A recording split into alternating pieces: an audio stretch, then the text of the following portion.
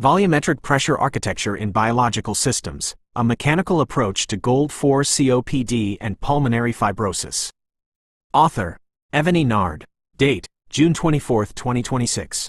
Classification, Independent Clinical Mechanical Framework, Acoustic Fluidic Pathology. Abstract, Chronic Obstructive Pulmonary Disease, COPD, GOLD-4 and Advanced Pulmonary Fibrosis represent a catastrophic structural collapse of biological geometry. Current theoretical frameworks often attempt to solve this collapse through abstracted biochemical models or mystical, quantum matrices. This paper proposes a radical correction, diagnosing and treating end-stage lung failure strictly through the physics of fluid dynamics, volumetric pressure, and continuous field tension.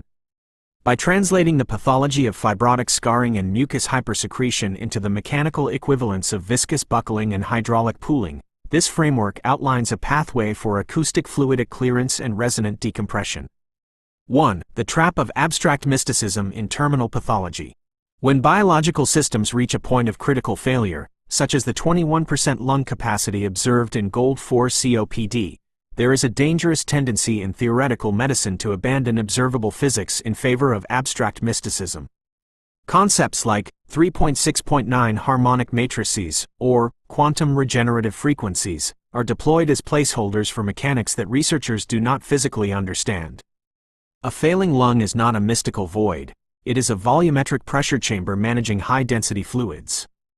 To introduce a magic number into this environment is to completely ignore the physical reality of the machine.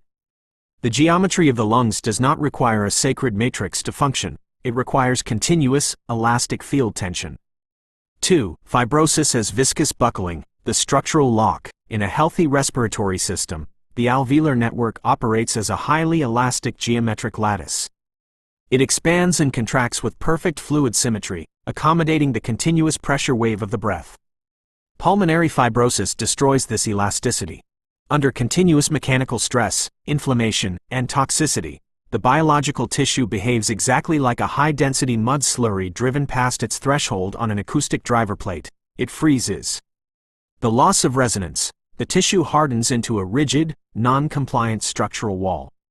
It can no longer conduct the fluid wave of oxygen because the geometry has calcified.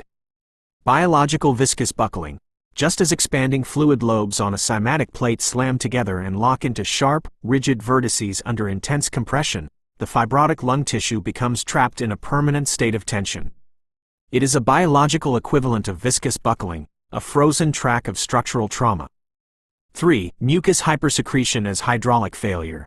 End-stage COPD is characterized by severe mucus hypersecretion, traditionally viewed by medicine as a secondary symptom to be chemically suppressed. Through the lens of continuous field tension, it is recognized as a complete hydraulic failure. The loss of the pump. When the primary structural pathways, the alveoli, lose their elasticity and lock into fibrotic rigidity, the system loses its mechanical pumping efficiency. The gravitational sag, the whoop, the lung attempts to manage the intense internal friction by overproducing fluid secretions. Because the structural lattice can no longer move the fluid, this heavy, highly viscous material pools. It sags under gravity, flattening out and blocking the respiratory nodes entirely. This is the exact same gravitational pooling observed at a compromised or overloaded botanical joint, translated into a sealed biological chamber. 4. The mechanical framework for intervention. To reverse or manage a mechanical collapse, the intervention must be physical, acoustic, and fluidic.